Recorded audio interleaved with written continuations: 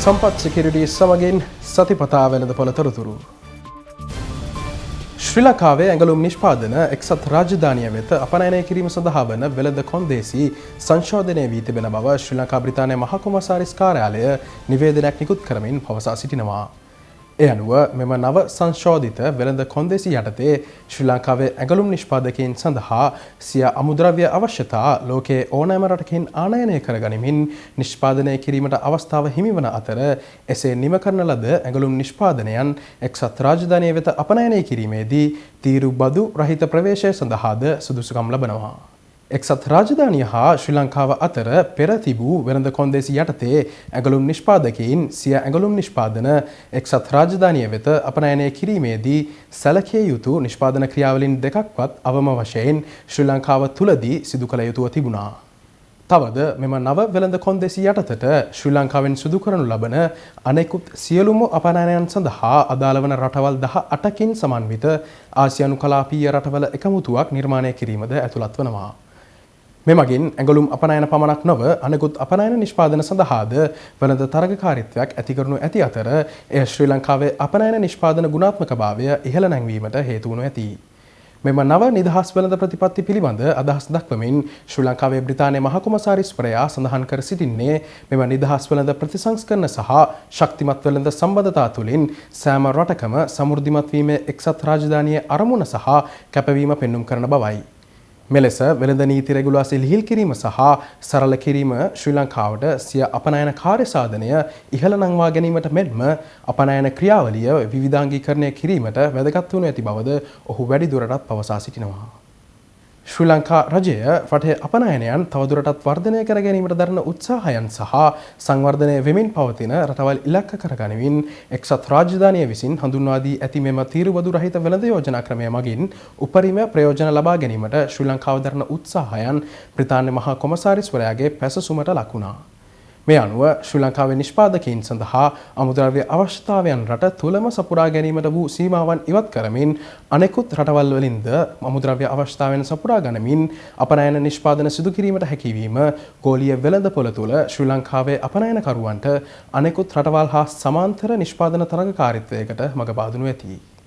එක්සත් රාජධානිය වෙත සිදු කරනු ලබන අපනයන වලින් 60%කට වැඩි ප්‍රමාණයක් ඇඟලුම් නිෂ්පාදන වන අතර එක්සත් රාජධානිය ශ්‍රී ලංකාවේ දෙවන විශාලතම ඇඟලුම් අපනයන වෙළඳපොළයි. වාර්ෂිකව එක්සත් රාජධානියට සිදු කරනු ලබන ඇඟලුම් අපනයනයන්හි වටිනාකම ඇමරිකානු ඩොලර් මිලියන 675කට ආසන්න වන අතර මෙම නව වෙළඳ යෝජනා ක්‍රමය යටතේ එය තවදුරටත් වර්ධනය වනු ඇති.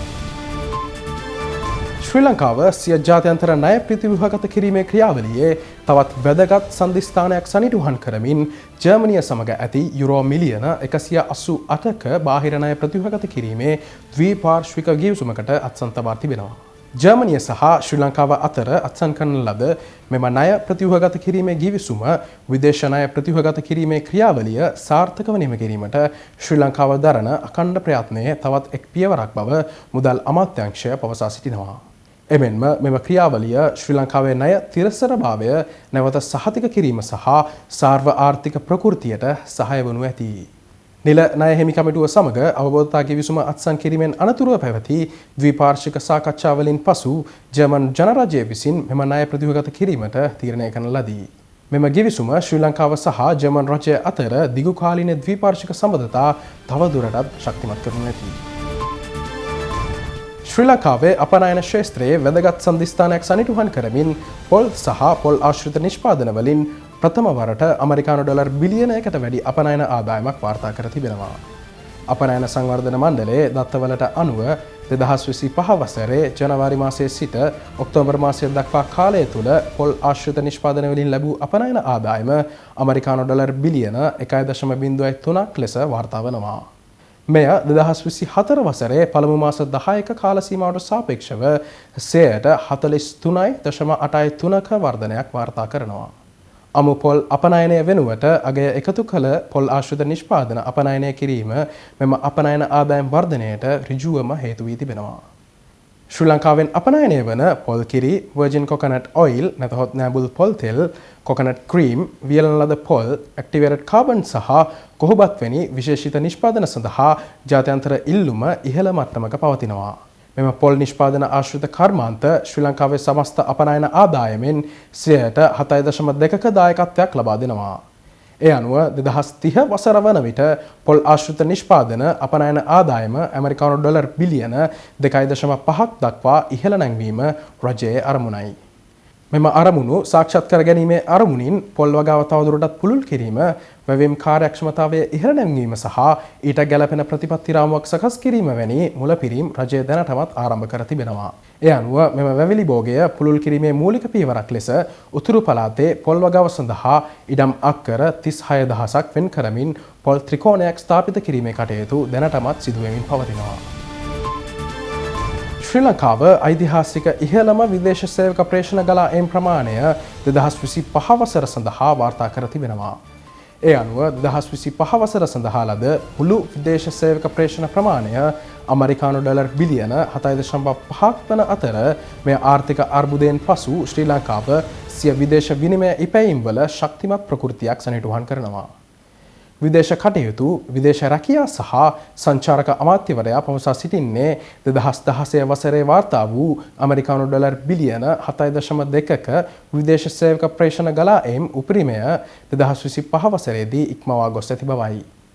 ඒ අනුව මෙම විදේශ සේවක ප්‍රේෂණ ගලා එම් ප්‍රමාණය 2016 වාර්තා කළ ඇමරිකානු ඩොලර් බිලියන 7.2ට සාපේක්ෂව 8%ක වර්ධනයක් පෙන්නුම් කරන බවත් 2024 වසරට සාපේක්ෂව විදේශ සේවක ප්‍රේෂණවල මෙම වර්ධනය 19%කට ආසන්න බවත් අමාත්‍යවරයා වැඩිදුරටත් පවසා සිටිනවා. දෙසැම්බර් මාසය සඳහා වන විදේශ සේවක ප්‍රේෂණ ගලා එම් නිල වශයෙන් ශ්‍රී ලංකා මහ බැංකුව විසින් නිකුත් කර නොමැති වුවද දෙසැම්බර් මාසය සඳහා අමරිකානු ඩොලර් මිලියන 650-700ත් අතර විදේශ සේවක ප්‍රේෂණ ගලා එමක් වාර්තා කරනු ඇති බවට ඇස්තුමේන්තු කර ඇති අතර එය එසේ වුවහොත් 2025 වසර සඳහා ලැබී ඇති මුළු විදේශ සේවක ප්‍රේෂණ ගලා එම් ප්‍රමාණය අමරිකානු ඩොලර් බිලියන 7.8කට ආසන්න වනු ඇති. 2022 වසරේදී විදේශ සේවක ප්‍රේෂණ ගලා එම්වල කැපී පෙනෙන අඩුවීමක් පෙන්නුම් කළේ ආර්ථික අර්බුදය හේතුවෙන්. 2022 වසරේදී ගලා ආ මුළු විදේශ සේවක ප්‍රේෂණ ප්‍රමාණය අමරිකානු ඩොලර් බිලියන 3.7ක් වූ අතර එය වසර 12කට පසු වාර්තා කළ අඩුම විදේශ සේවක ප්‍රේෂණ ප්‍රමාණයයි. කෙසේ වෙතත් නැවතත් 2023 වසර වන විට විදේශ සේවක ප්‍රේෂණ ගලා එම්වල ප්‍රකෘතිමත් වීමක් පෙන්නුම් කළ අතර ඒ 2023 වසරේදී 2022 වසරට සාපේක්ෂව 57%කින් වර්ධනය වෙමින් ඇමරිකානු ඩොලර් බිලියන 5.96ක විදේශ සේවක ප්‍රේෂණ ගලා ඒමක් වාර්තා කරමින් විදේශ සේවක ප්‍රේෂණ ගලා එම්වල මෙම වර්ධනීය තත්ත්වය 2024 වසර සඳහාද වාර්තා කළ අතර ඒ වසරින් වසර 10.1කින් වර්ධනය වෙමින් අමරිකානු ඩොලර් බිලියන 6.57ක විදේශ සේවක ප්‍රේෂණ ගලා ඒමක් වාර්තා කරමින් මෙම විදේශ සේවක ප්‍රේෂණ ගලා එම්වල වර්ධනීය තත්ත්වය සහ නැවත 2022 වසරින් පසු මෙහි ප්‍රකෘතිමත් වීමට ඍජුවම බලපෑ හේතුව ලෙස ශ්‍රී ලංකාවේ ආර්ථික අර්බුදයත් සමග ශ්‍රී ලාංකිකයින් වැඩි ප්‍රමාණයක් රැකියා සඳහා විදේශගත වීම සැලකිය හැකි වෙනවා. 2025 වසර සඳහාද වාර්තා වූ විදේශ සේවක ප්‍රේෂණ වලින් වැඩිම දායකත්වයක් මැද පෙරදිග රටවල් වන කුවේට්, එක්සත් අරාබි එමිරේට් රාජ්‍ය, කටාර් සහ ඊශ්‍රායලය යන රටවලින් ලැබී තිබෙනවා. ඊට අමතරව රොමේනියාව, ජපානය, මාලදිවයින, ඕමානය, දකුණු කොරියාව, ඕස්ට්‍රේලියාව සහ ඇමරිකා එක්සත් ජනපදය යන රටවලින්ද සුළු වශයෙන් විදේශ සේවක ප්‍රේෂණ ගලා එම් වාර්තා කර තිබෙනවා. මේ අනුව 2025 වසර සඳහා විදේශ රැකියාව වෙනුවෙන් පුහුණු සහ නොපුහුණු සේවකයින් 3,10,000කට ආසන්න ප්‍රමාණයක් විදේශගත වී තිබෙනවා. කෙසේ වෙතත් විදේශ රැකියා සඳහා විදේශගත වීම 2024 වසරට සාපේක්ෂව අඩු අගයක් ගන්නා අතර විදේශ ප්‍රේෂණ ගලා එම් තවමත් වර්ධනීය තත්ත්වයක් පෙන්නුම් කරනවා. දැන් මෙම සතියේ පැවති භාණ්ඩාගාර බිල්පත් වෙන්දේසියේ ප්‍රතිඵල වෙත යොමු වෙමු.